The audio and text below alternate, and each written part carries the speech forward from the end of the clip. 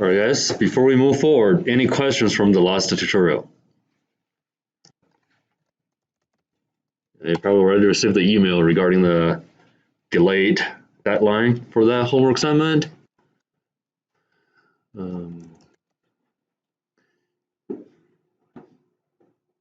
Until Thursday this week, I guess. Okay, so give you a little bit more time to work on it. And so we have a new lecture for this week. And it's due next Thursday, which is the 10th of February.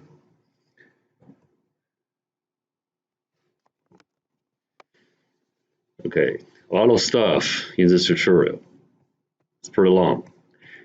But there are some critical parts that I want to introduce really quick in this class, so you're not being confused.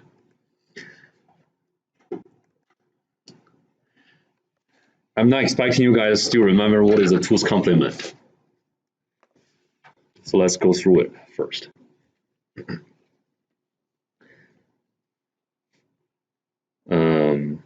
So before we do two's complement, I want to talk about overflow, okay?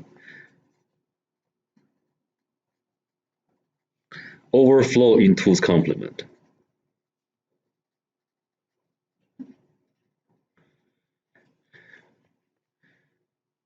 The reason we have overflow, it is a problem actually in two's complement, because the number is not really the what the number is representing. So it's actually an error in that number system. I don't know if that makes sense. So one, if you put a 1 here in real world, $1 is $1. But in the two's complement, 1, 1, this is a binary number in two's complement. This one is not 1 anymore. So what is that 1 represent? So what this one represents in this two's complement binary number, which is 1, 1. So what is this 1?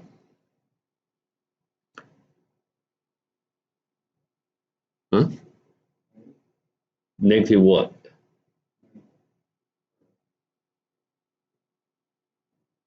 So just keep in mind, if I write down a two's complement number like that, so what is this one?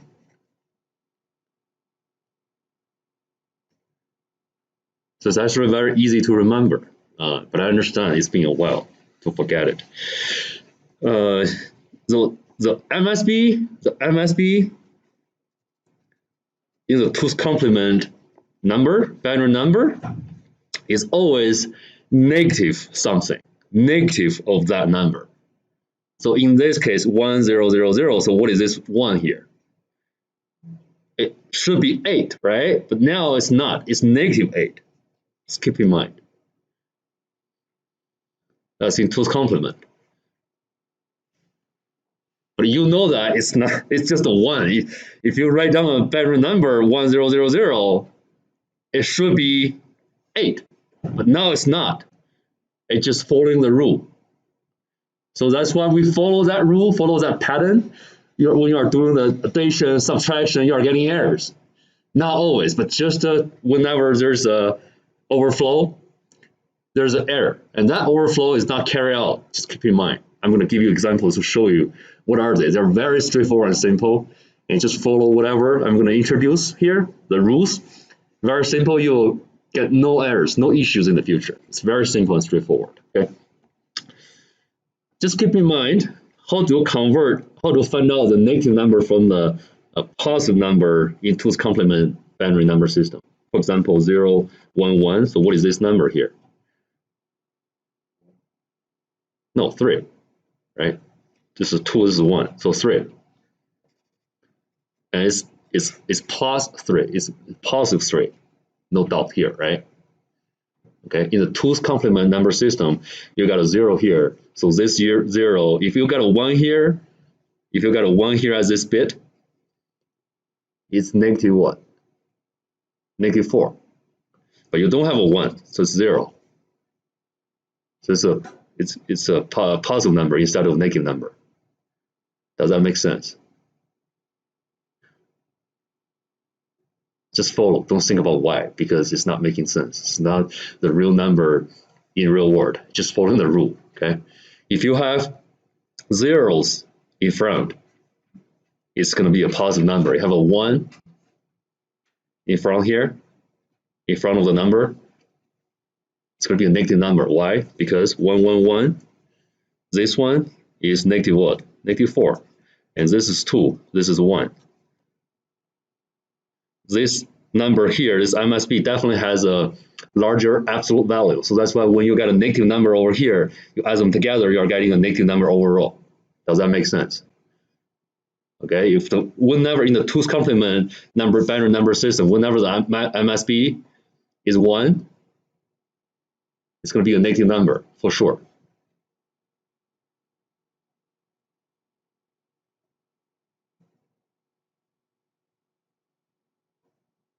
You are thinking, hey, let's try one more time. 1, if you are saying you have these many bits, okay?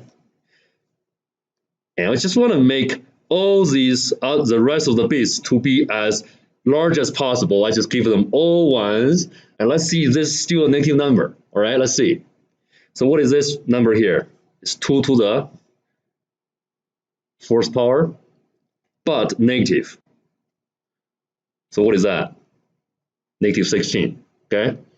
And now let's add all of them together and see if the overall number is negative or positive. So what is this? 8. What is this? 4, 2, 1 equals 15. So what's the overall number here in 2's complement? Negative 1. So you saw a trend, did you? In 2's complement, if I just write a 1 here, what is it? It's negative 1. What about this?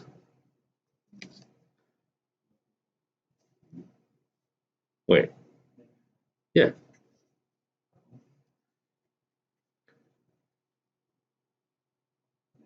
Yeah.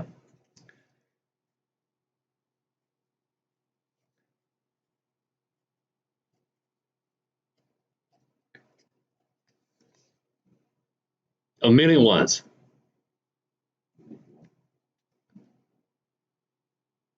Got it? What about this?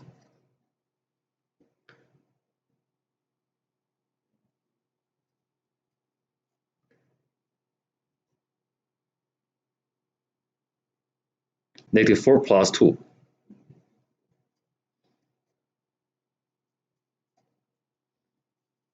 A million 1s. Yeah. Make sense? So in 2's complement number system, when you are adding 1s in front of the number, is it changing the value of the number? No, it's not changing anything at all.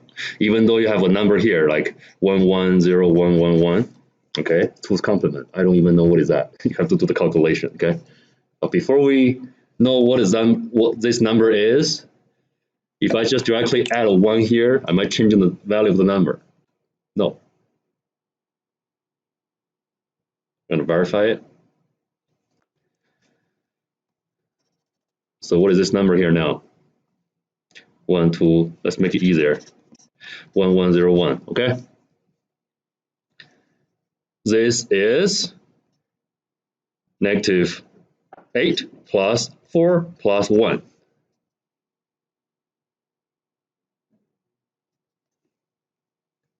So now I'm going to add 1 here, add a 1 here.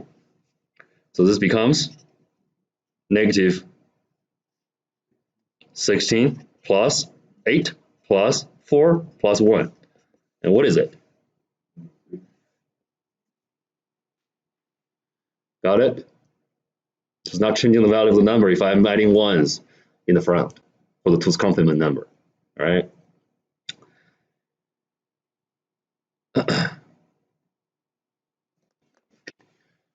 Very quick example over here. The calculator in this 64-bit CPU system, if I use a programmer calculator and I pick up number, it's a binary number, right? If I just put a 1 here, okay, so what if I do this? I'm going to use 2 minus 1, it's still 1. So what if I use 1 minus 2? What you're expecting? 1 minus 2. Negative 1. So what is the negative 1 in the 64-bit number system? If this calculator is showing what I expect, I don't know yet, okay? What's gonna be shown here? How many ones? 64 ones. It's a 64-bit number system, okay? If I click equals, all right? So 1 minus 2 is 64 ones. Does that make sense? All right, it's negative 1, right? Okay. Just follow the rules, do the calculation. You won't have any issues until you get overflow. So what is overflow here? Just follow the rules. You'll have no issue. Okay. So overflow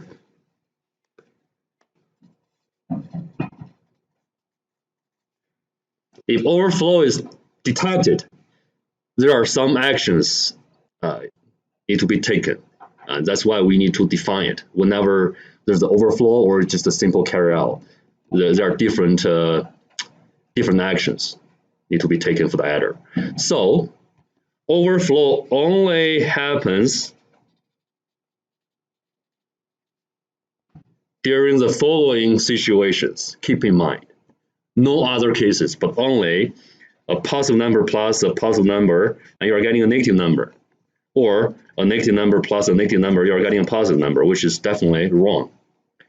So some actions need to be taken because we are using 2's complement, which is not the real number in the real world. They're just they're made by human, right? That's why positive number plus positive number, you're getting negative. It's not making sense, right? So you need to adopt any of the C2 bit. I'm going to show you really quick. So just keep in mind, these are the only 2 cases that we can determine that if there's overflow happens over there. Okay, for example, let me show you one here. So still, whenever we are dealing with the numbers, because you guys have taken at least my logic class, you probably have designed or built that ripple carry adder. I don't know if you have remembered it, but other people who have taken my digital electronics, definitely you have built adders, right? So you have 3 bits. You may have that as well, but we didn't spend too much time over there. So 3-bit adder, ripple carry adder, A0, B0, A1, B1, A2, B2.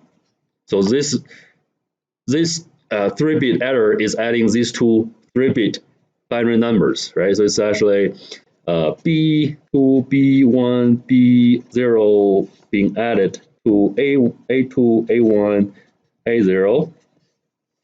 So you can imagine that there will be S0, S1, S2, and C, which is a carry.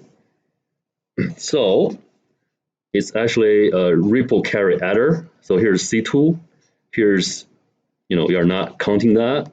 Here's C minus 1, C0, C1, but we are not using these intermediate C's, the carries, for the results.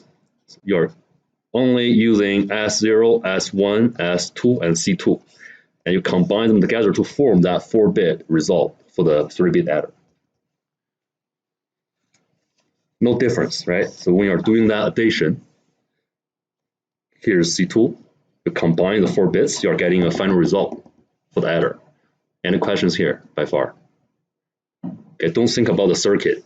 It's actually very simple. Just 3-bit add to another 3-bit binary number. You're getting 4 bits. Okay. So I only have 3 adders to hold 3 binary bits. I don't have the 4th one. So that's the problem here. Okay. So sometimes you're getting a carry, sometimes it's overflow. You have to determine which one you want to adopt, which one you want to discard. Now let's take a look at all the situations. If I have 111 plus 111,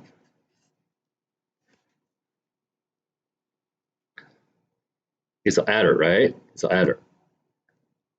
So definitely this can happen because these are just the 3 binary numbers. You are probably thinking, hey, in 2's complement, both of these numbers are negative. But we just want to make it simple because the computer cannot think as the way we are thinking. We have to tell them what to do. So let's just treat these numbers are regular binary numbers. This is what the adder can do. The adder cannot tell like which one is which. So 1 is just a 1 here. Okay, let's add it. If you are using this hardware to do this operation, what's going to happen? It's just adding these 3 numbers, 2 numbers, 3 bits together. Okay, let's add it. Make sense? Make sense? So what's going to happen for C2 here eventually? Okay, so these 4 bits will be these 4 bits, no problem here, no doubt. Okay, we're not thinking about what are these numbers, if this is correct or not, by far. Just doing addition very simply. So this will be the result. However, if we are looking at PPN and NP to determine if the overflow happens, let's just look at these 3 numbers. It's a N. Is there any overflow? No. Okay. So in this situation, when there's no overflow, you want to discard the carry.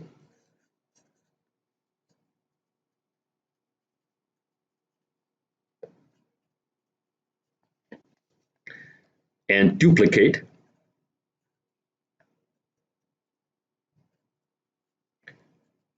the MSB. Even though it's still 1, but you have to do the operation here because sometimes you're getting a 0. So let's see what's going to happen here. So the result here right now is 1110. So I'm going to discard it and duplicate it, put it here, so you're getting 1110. And now let's check if this is the correct result. It is. Why? You can do a verification really quick. -1, right? We just have if you have a million ones over here, it's still -1. So -1 plus -1 is -2. It's exactly -2.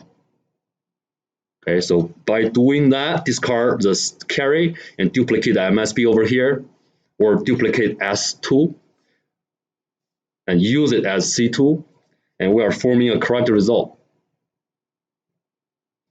Okay, why is this necessary? Because sometimes you're not getting a 1, you're getting a 0. Let's see. Next case.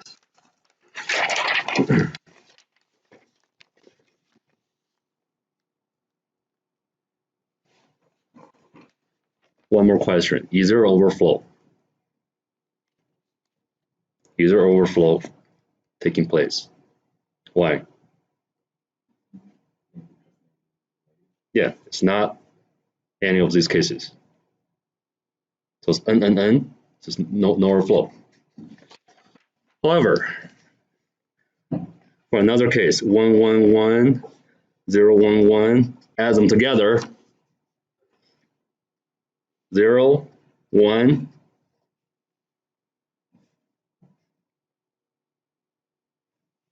it's a N, P.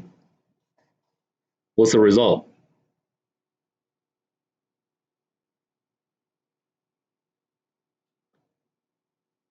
just looking at the 3 bits, just a 3-bit adder. So it's n plus p, you're getting p. Overflow or not? No. What you want to do? So let's see, if you don't take any action, what's going to happen? So what is this number? -1. What is this number? 3. So what's the result should be? 2. However, what you're getting? No. What you're getting here? -8 plus 2? It's definitely wrong. Why it's wrong? Because we're using 2's complement. These numbers are not real numbers. That's when you are getting errors. That's why you have to take this action, the following action. So what's the action you have to take? Overflow or not? No. So what's the standard protocol whenever there's no overflow? But you have a carry. So what's the result? 1 0 1 0, which is wrong, right? So what's the action you want to take? Discard, duplicate. Does that make sense? What's the result eventually? 0 0 1 0. Is that correct? 2. Same. Why do I have to do this? Because this can be implemented by the hardware easily. So the hardware, which are the transistors and the logic blocks, can implement this algorithm. It's not even an algorithm, but this kind of protocol easily. How? There will be a lab. I think lab 3 or lab 4. You are going to design a 2's complement calculator on FPGA. So you understand that deeply by then. But now we just need to follow the rules. Okay, so no overflow. Examples of no overflow. You want to discard MSB and duplicate the S2 and use that as a C2. So now let's see some examples which has overflow.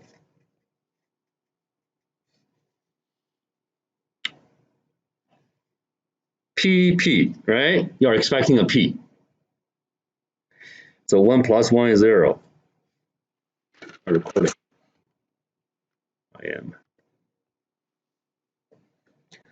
1 1 1 is 1. 0 0 1 is 1. So P plus P, you got an N. Doesn't make sense, right? Overflow happens. So what's the standard operation here? When there is overflow,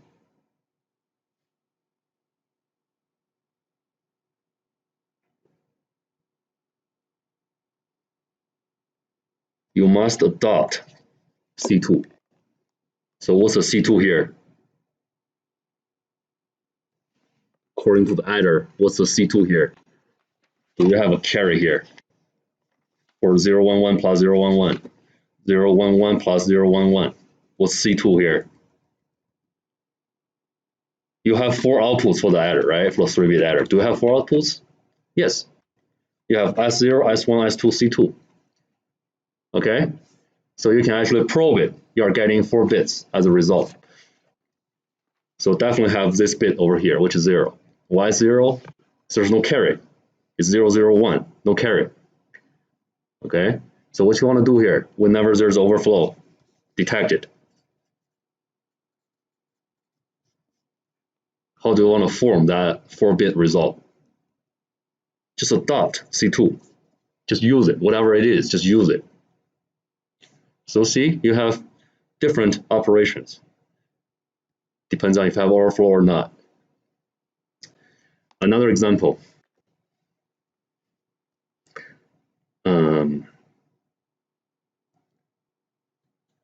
1 1 1 plus 1 0 0. It's getting 1 1. 1 plus 1 is 1 0. So you're getting n plus n and you're getting a p. You're just looking at the 3 bits. So overflow, yes. What you want to do? Why you have to adopt this bit? So what is this number here? What is this number here? What's the result by just looking at the 3 bits? Right? Definitely it's wrong.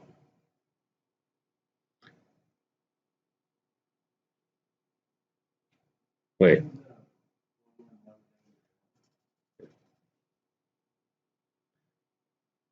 So I'm going to adopt this bit, and you are getting, and now the result is correct because this is -5. So I know you don't know how to implement it in hardware, and so we have a lab on this. It's a 2-week lab to let you design a tooth complement calculator on FPGA. So we are going to work on it later, but now just remember this workflow, okay?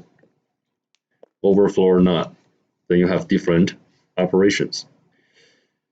Critical, very critical.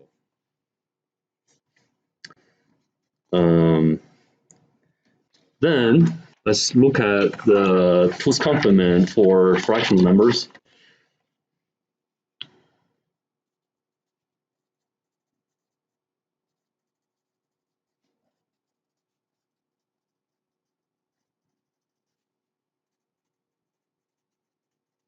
For example,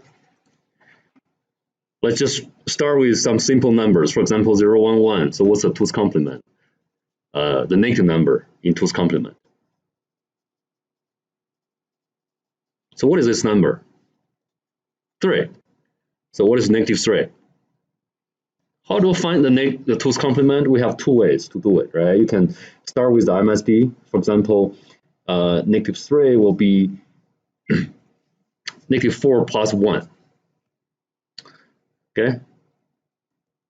But there's another way to do it, which is you flip everything, flip or toggle every single bit and plus 1 to the result. How to do it? So 0, 1, 1, you toggle every single bit, you are getting 1, 0, 0, and then plus 1. Same result.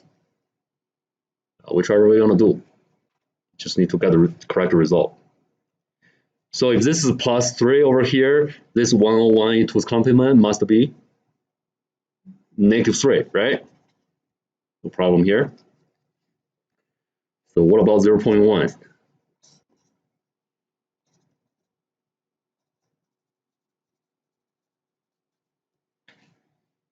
So what is -0.1 in tooth complement? So what is this one represents? What is this one here? Is that 1/10? No. It's 0.5 in decimal.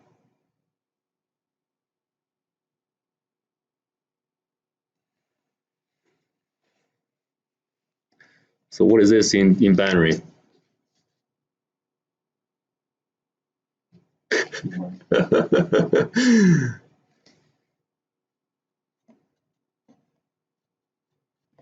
Makes sense, right? So it's in tooth number system or binary number system, this is 1. In decimal number system, this is also 1.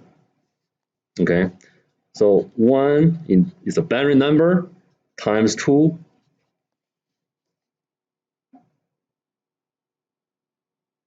So what's the result in binary?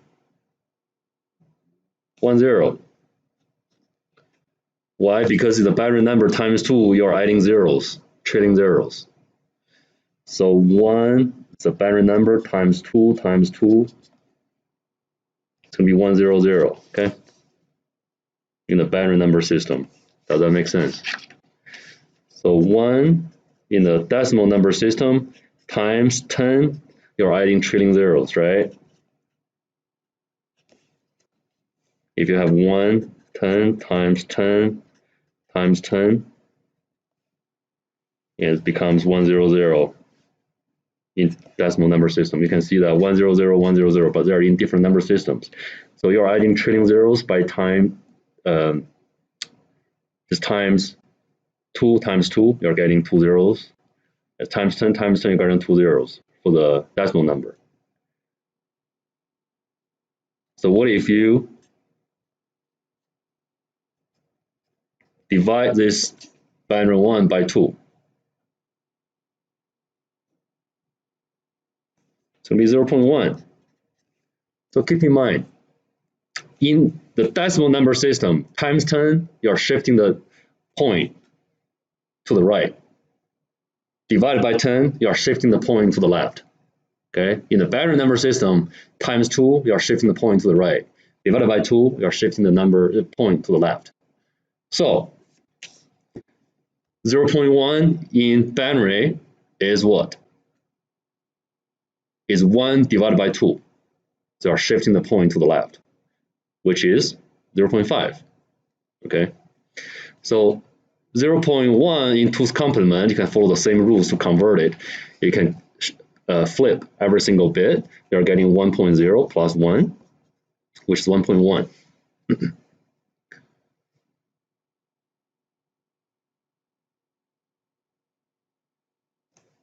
What is this number in 2's complement?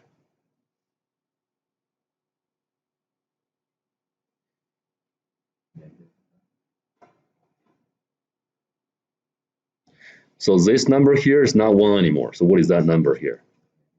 Yeah, plus, what is this number here? Okay, so you can convert 0.5 to negative 0.5 by flipping every single digit and add a 0.1 to it. Sorry. Just add LSB to it.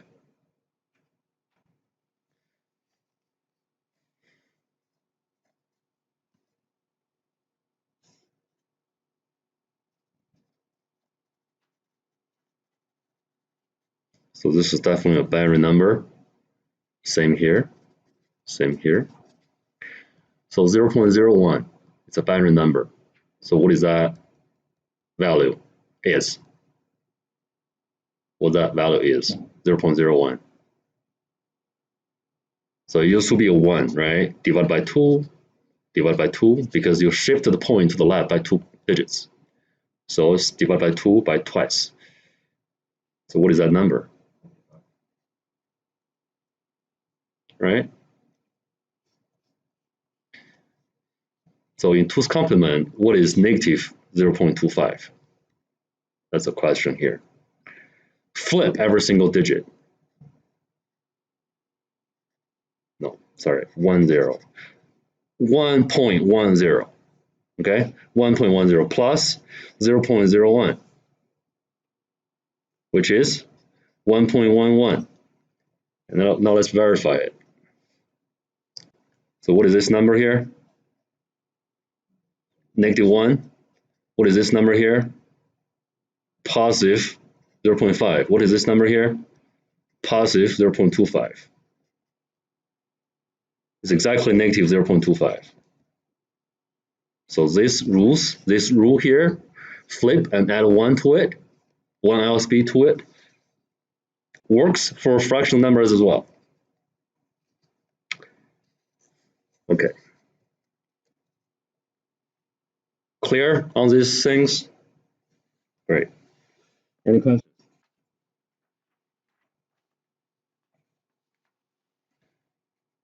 All right. Let's go to the website, the tutorial.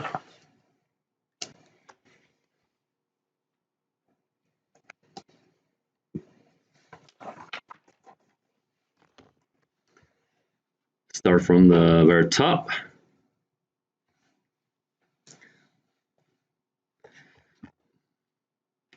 There are 2 main number representations. One is a fixed point representation. Another one is a floating point representation. So this is I already printed out the corresponding pages from the textbook. But if you have the textbook, you don't have to print this out again, right? It's the same stuff on the textbook. It's for a reference. All right. So for example, the fixed point number system, which is format UQ 16.16. So it has 16 bits. for the integer and 16 bits for the fractional part of the number. So you can see that 14.125 parentheses 10 means this is a decimal number. It's a 14.125, and you convert it into a binary number correspondingly on both sides and separate them using the point here. And this equals this, because this format requires 16 bits for the left part of the point and also 16 bits for the right part of the point, just adding zeros to fill up all the positions over here. It's very straightforward, right? Nothing fancy here. So what about UQ15? So it doesn't have UQ15 point something, right? So it's losing the fractional part of the number. It's just a number representation. You don't need to ask why it has to be like that. But you can see that for UQ 16.16, it's unsigned. So which means the 1 here is not a sign. So it only has positive numbers, so it doesn't have negative numbers. But for the signed UQ15, it uses the MSB as a sign. It's not a 2's complement. It's just simply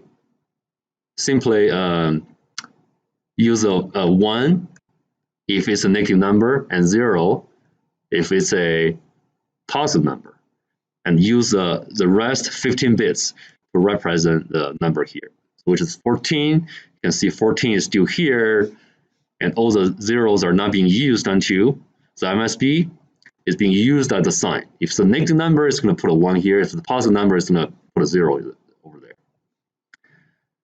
Okay, for UQ 15.16, it's assigned. So you can expect that the MSB is being used as a sign. Again, it's not a 2's complement. It's just simply flipping that digit. It's losing that, sacrificing that MSB and use it as a sign bit for the whole number. Floating point has its own rules. So the number has to represent it as SEF, and you have to look at what is S, what is Z, what is F. And so the tutorial explains that really well. For example, this decimal number here. Okay, first have to convert it into a binary format, and then shift it, but only leave the MSB over here. It's 1 point something, so you shift the point to the left by 3 bits.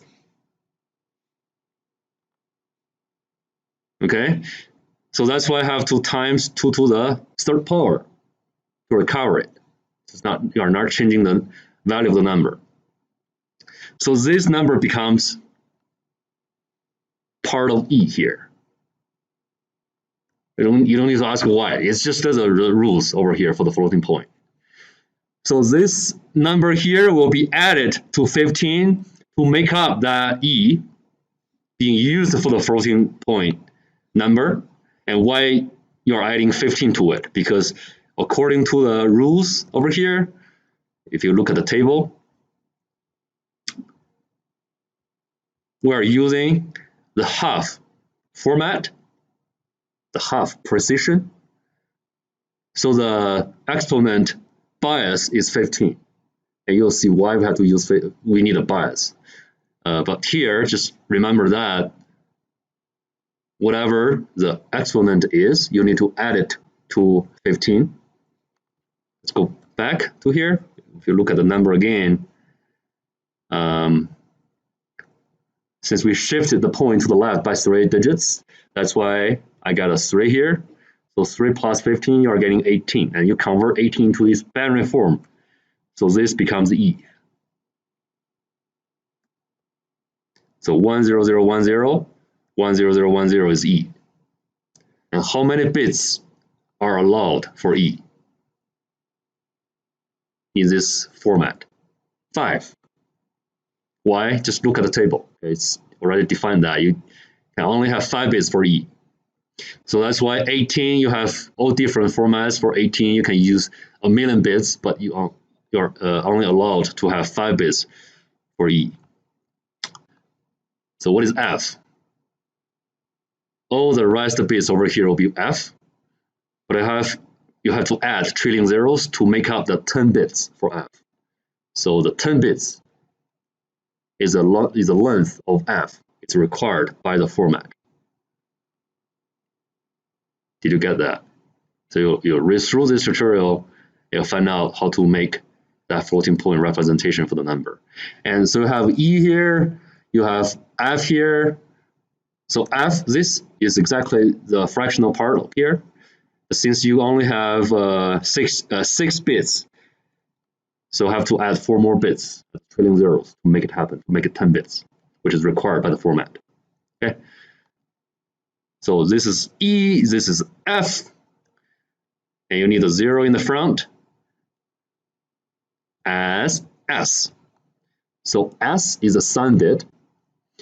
It's a -1 to the power of S. And S, if S is 0, you're getting a 1. If S is 1, you're getting a -1. So S is a sign bit. Only has 2 options, 1 and 0. Because this is positive number, this is a positive number, that's why S needs to be 0 to make it positive. Otherwise, -1 to the 1 to the first power will be -1. You're getting a negative number instead of a positive number. Okay. Complicated? It's the most tedious part of this class. I guarantee you guys. If I don't have to, I won't cover this in the tutorial as well. I just hate it. Tedious. But this will be the only tutorial in the whole semester to work on the floating point and fixed point numbers and to do some calculations for the homework assignment, and that's it. Okay. And you have example 2. If it's a negative number, the only difference is you need the S to be 1 instead of 0, but all the rest of the numbers are the same. And after you have all the 16 numbers over here, you have to regroup them by 4s.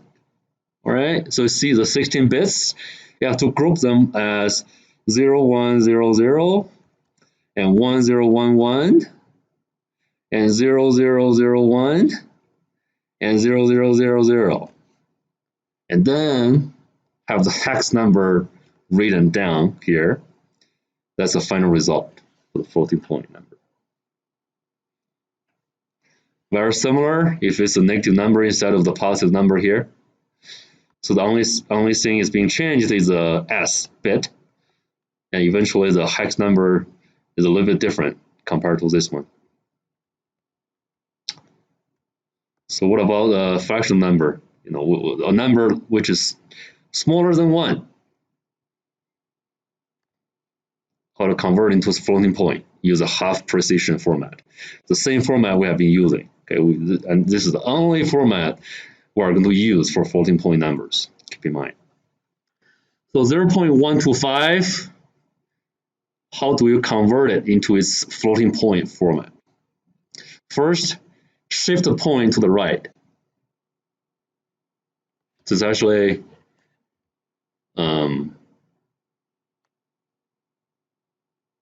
wait. So first, convert into this binary format first. 0.125 is 0.001 in binary. Okay? And then shift the point to the right by 3 digits. So that's why it equals 1.0 times 2 to the -3rd power. So now you know why we need a bias, because sometimes this number becomes negative. You need a DC offset. You need a positive number to minus it. Okay, otherwise you don't know how to deal with it. So you need a bias. You need an offset over there. So whenever it swings to the negative direction, you are still getting a positive number eventually. So 15 minus 3, you are getting 12. And convert 12 into a 5-bit binary number, which is this. So this becomes E. So this is E in floating point. And do you have any numbers for F? Just 0. Let's just add 10 zeros. Okay. Do you have a number for S? Yes, 0, because it's a positive number. So it becomes 0, E, F. And regroup them in 4s, like this and this. Okay. And there's a website that you can directly plug in a binary number and convert into floating number. So here's a link. Here's the interface. You can see if you click the link, you can get to the website. And I just verified that for 3000 hex number here, I put in here, I'm getting 0.125. So I just verified the result. See, it's 0.125, which is hex number 3000.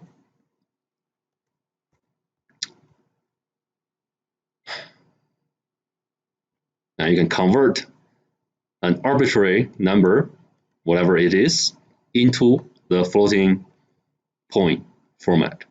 Just use the website. So this will be useful for one of the homework assignments. Okay, just keep in mind.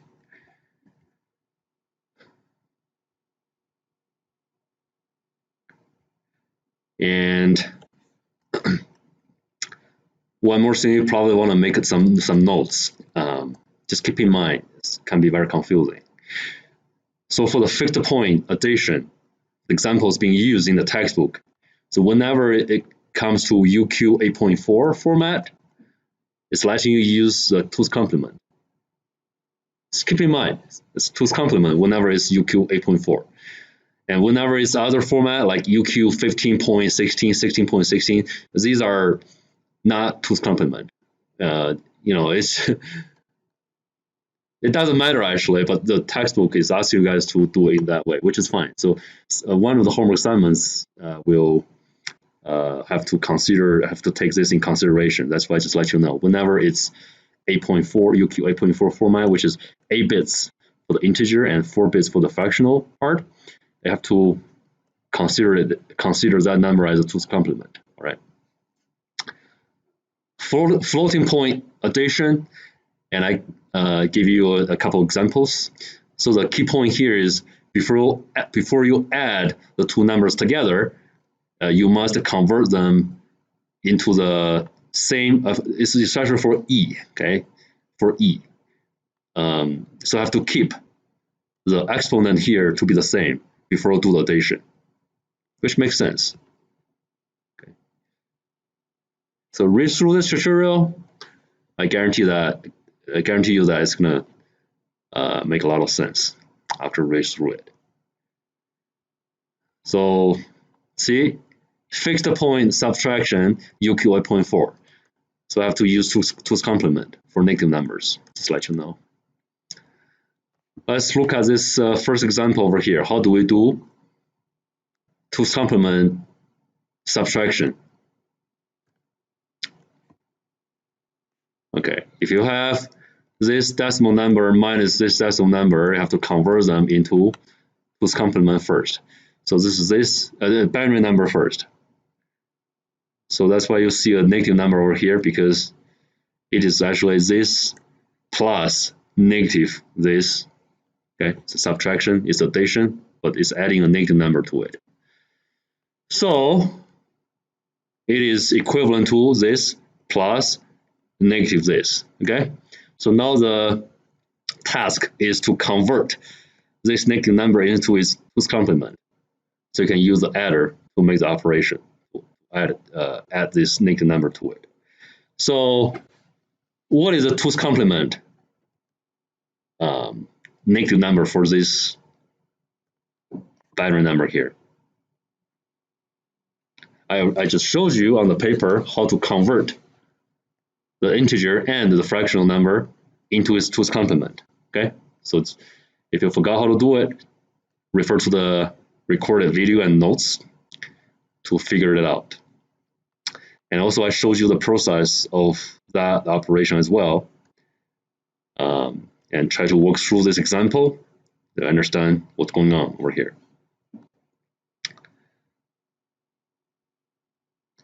So there's an error in the textbook.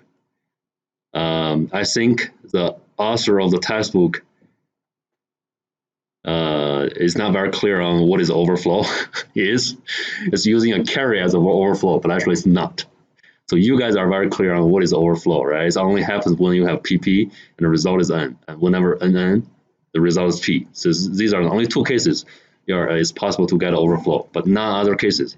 But in the textbook, just keep in mind, it's going to confuse you if you just follow the whatever he said in the textbook, which was wrong. So refer to my notes and recorded video when you are doing the calculation. Okay. Another important thing here is the ask-to code. And so the floating number, fixed point number are not being used for the rest of the semester, but the ask-to code is being used intensively for the entire semester. It's very simple. There's a table you can follow. For example, this symbol here, whenever you are sending some data through UART, SPI, whatever, you're sending a data to it, it is actually sending a hex number. For example, you want to send this sign through serial communication. So this sign is nothing but an 8-bit binary number to represent this character. Okay, so what is that 8-bit binary code for this symbol? That's the ask-to code in the table here. So you can find out the ask-to code for this symbol whenever you are trying to send this symbol through the serial communication. So what is this? So what's the 8-bit code for this symbol? Just by looking at this table. So MSB, so it's the upper 4 bits, and LSB, that's the lower 4 bits. So if you look at this symbol, it has 4 for the upper 4 bits, and it has 0 for the lower 4 bits. So it's a hex number. Okay, so it's gonna be 40. So what is 40 in hex? So 40 is in hex. All right. So what is 40 in binary? I already told you it's an 8-bit binary number. So 40 is literally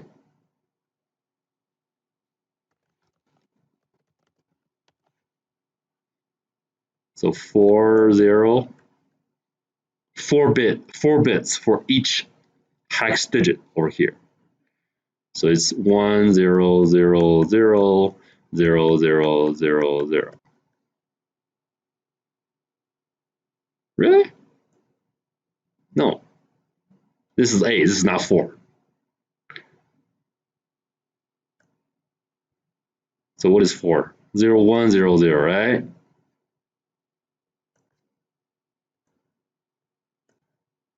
Zero one zero zero zero zero zero. So that's a 8-bit code, ask-to code for that symbol over here. You got it? Clear? It's a similar rule for all the other symbols, numbers, whatever you can find on the keyboard. And you can find a code, the ask-to code for that corresponding key, or symbol, or number, or operator, or sign, anything. It's all available here in the ask-to table on this website. And data types are straightforward.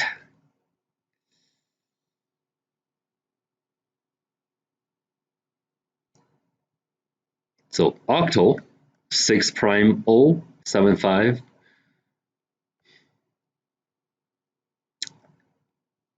Not being used really much in this class, but usually we just use binary numbers, hex numbers, decimal numbers. You can define how many binary bits you want in that number.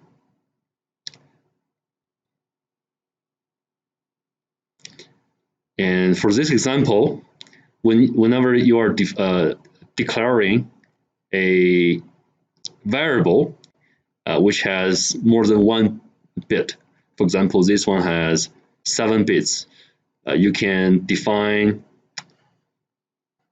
the MSB to be bit 7 or the MSB to be bit 0. It doesn't matter. So just let you know that you can do it either way. So this example just shows you that by using different directions, yeah, just run the simulation and see what happens. Okay. Logic gates, simple. Lookup tables, we don't have any tasks associated with this one, just the introduction for how these logic are being organized in IPGAs. Example of the combinational logic. Okay, so these are going to be implemented on the IPGA board. I'm going to give the board to each of you. So for this very simple combinational logic, it's a home alarm system, just 2 gates. What's happening here? So for example, these signals are these are sensors being attached to the window, to the door, to the garage door, to wherever. Okay, whenever the signal is being triggered, it's the OR logic. If this is 1, or this is 1, or this is 1, or this is 1, or 3 ones, or 2 ones, or 4 ones, doesn't matter. So whenever you got a 1, can be 1 1, can be 2 1, can be 3 ones, can be 4 ones, doesn't matter. It's going to trigger a 1 here. Trigger the alarm. So for example, there's a little rat, which is an intruder. Okay, so it triggers a sensor, attached to the door, to the window, to the garage door, to wherever. Okay, and the M is the enable pin. So here's the AND gate. You have to enable it, which means M has to be 1 to enable that function. Because if M is 0, it's deactivating this AND gate because you are getting zeros all the time. So I have to give a 1 to M, like a switch to open it up, right? To activate it, to select it. Then this 1 will make sense to this AND gate, will deliver the correct result.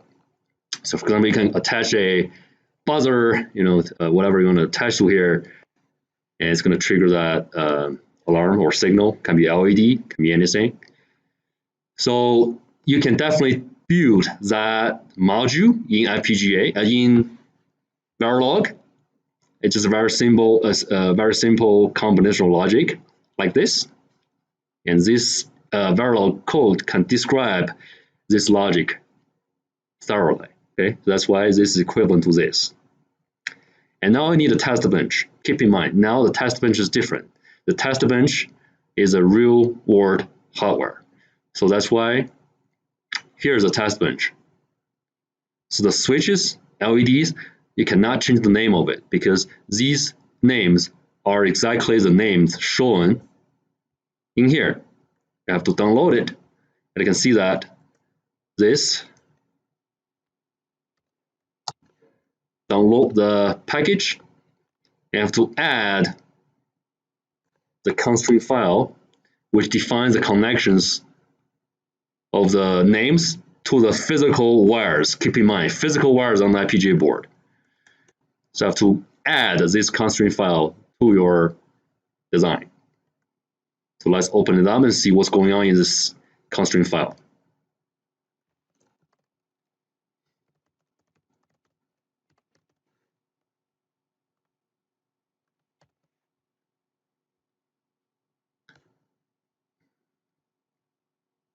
Let's look at the switches. So you see that switch is being defined as SW. So you cannot change it. It has to be SW in your test bench if you want to connect your signal to the physical switch on the board. So the switch, there are 16 switches. So you can see the switch SW0 to SW15. So you can define which switch you want to use as a signal input for your module. And you can see that SW0 is being connected to the pin V17, which is the physical pin on the board. LEDs, the names of the LEDs have to be LED, lowercase, not uppercase. Keep in mind, it's case sensitive. And these are physical LEDs on the board. Okay. You have other ones, but we'll We're going to introduce them later, and you can see these are commented.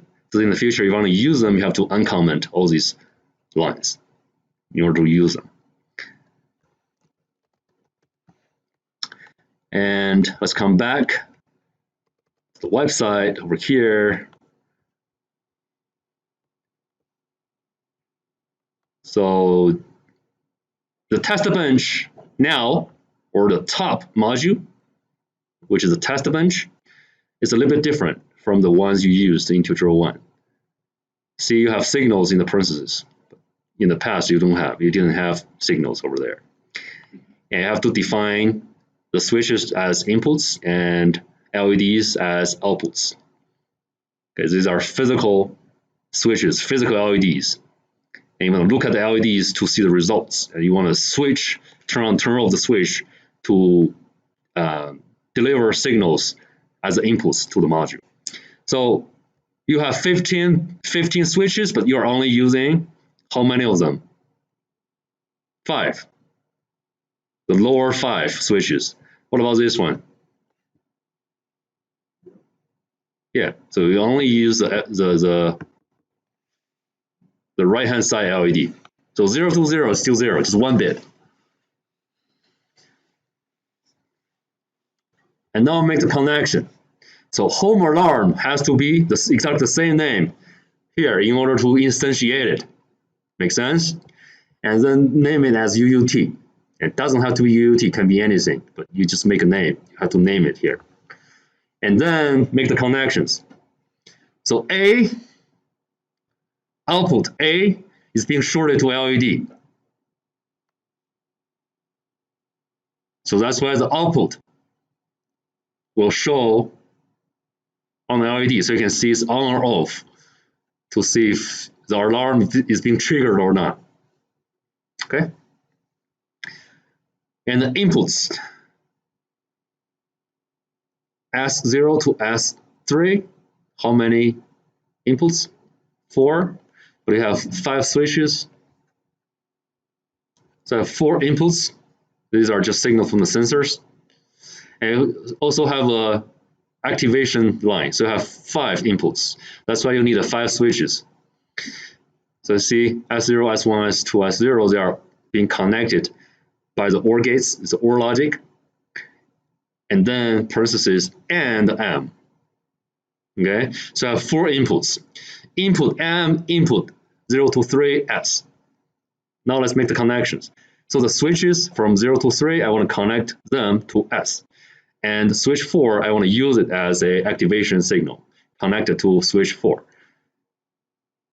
So you can imagine that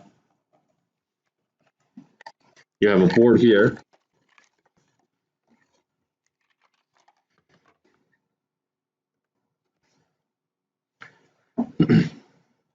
These are the 16 switches.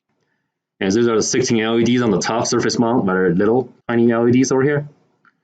So you are only using how many switches? 5. So lower 5. And if you want to activate it, you have to turn this on first, which is M. M, right? You have to activate it first. And then you can try it for whichever of the 4 switches. If you turn it on, it's going to trigger LED.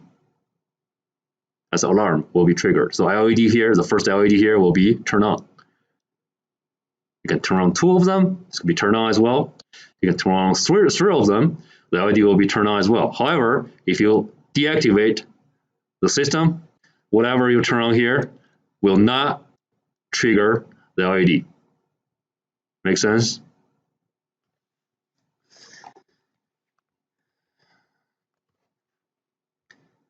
That's how you implement the digital design onto the physical FPGA board. So I have to add that constraint file to your design. How do you add it? So see here, you have to find it. It's the same as you add a design source. Let me just show you how to do it, just in case, since we haven't done the lab yet. So the class ends at 12:25. 45? 40? Yeah, 40. Okay. It's a long lecture.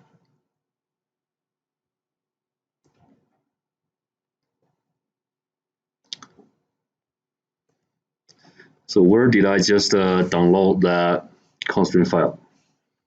It's on desktop, see? So in Vivado, you want to add that constraint file from wherever it is.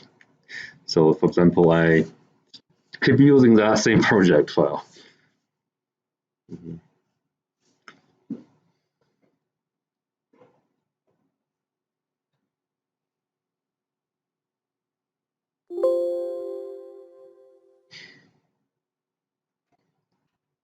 Okay. Do I have a constraint file now? Let's see. Constraints, nothing. So I just select it and click add. Keep in mind, you have to select the correct one. Add or create constraints. Sometimes by default, it's over here. So add or create design source. You don't want to choose this one. You want to choose the first one. So next, add files. And it's already on the desktop. If it's not on the desktop, you want to keep changing the directory until you find that directory.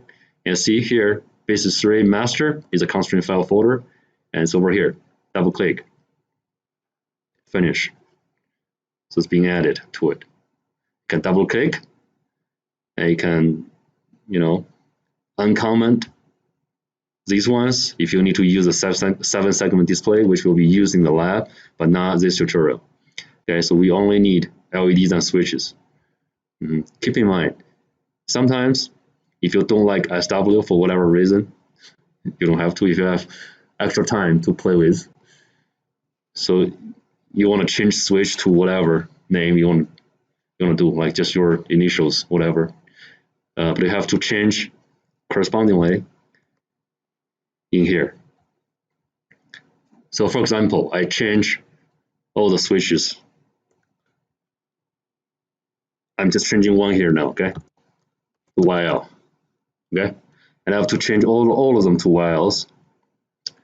So if you want to still run it correctly, what you have to do, you have to change SW to YL. Same here.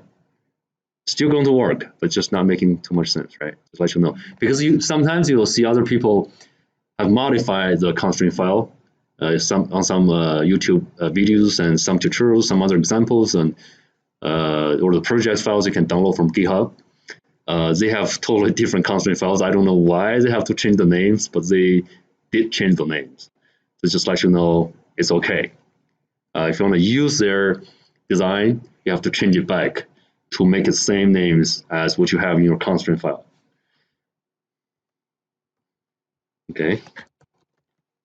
It's not making sense to me. I would just directly use the default constraint file here. And then something else. I just updated the tutorial webpage a moment ago before the class, so you probably want to refresh the browser in order to get the most updated homework assignments. And let me scroll down really quick.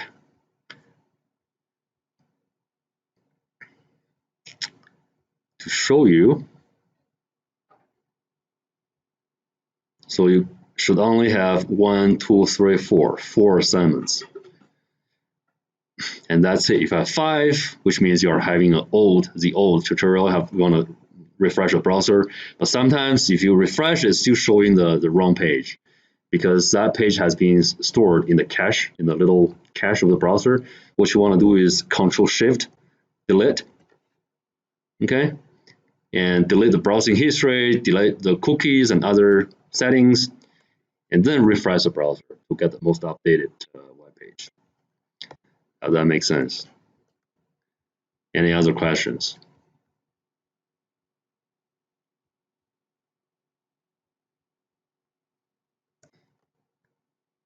If you want to review the contents of tools complement and the number system, I just have all the links to these lectures on YouTube. You can review. But definitely, I know that it's a little bit overwhelming, but you have about 10 days from now to work on it. So I think you should be able to get it sorted out by the deadline. So any other questions regarding the reports and anything? So keep in mind that you need separate reports for the lecture and for the lab. Okay, it should be 2 reports for each time, or separate reports for tutorials and labs. Okay. I'm going to hand these FPGA boards to you guys. Just let you know that sometimes it's inevitable to touch these pins, metals, but try to not touch them too much, too often, because you have static voltages on your fingers, which can damage the ICs. So I will usually, if I'm grabbing this board, I'm going to just grab it like that, in that way, instead of just directly holding the chip here, and use your finger directly touching the metal pins. Potentially can damage the FPGA board. So just let you know. And the design of the box is awful, is the worst on this planet. So it's very difficult to open it up, and after you open it up, it's gonna break over here. So it's fine if you break it, but just keep the cover and keep the board inside, so you're not getting any water damage to the pins. Dumping the coffee or ice cream to the board. So still keep the cover like this. I know you cannot close it, but just keep it like that.